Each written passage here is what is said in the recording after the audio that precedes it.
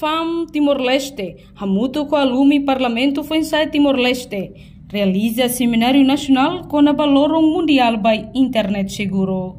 Seminário Nacional Balorong Mundial Internet Seguro realiza a terça-feira Loronem, fulan fevereiro tinan rihun rua nolo Resinghat, e a Salão Delta Nova dele. Diretora Child FAM Timor-Leste, Artira dos Reis informa, Seminário Nacional importante tebes, halo advocacia ba modul, nebe iha, ode bele institucionaliza, a força sensibilização, ba jovem labarik no inanamansira, com a barisco utiliza mídia online.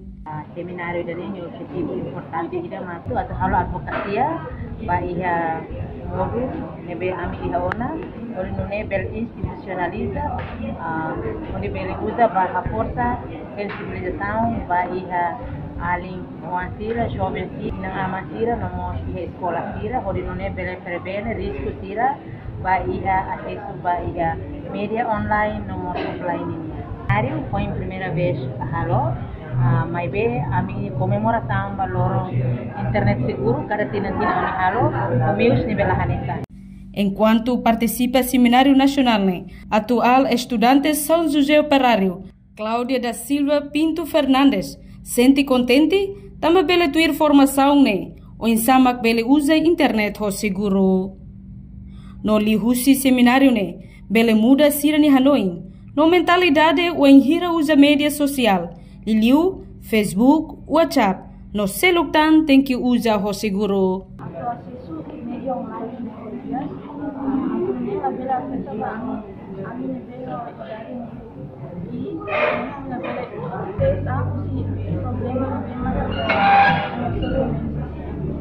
Portanto, o Seminário Nacional hanesang antes hala ona e escola secundária público, no privado e a município sanolo recentolo.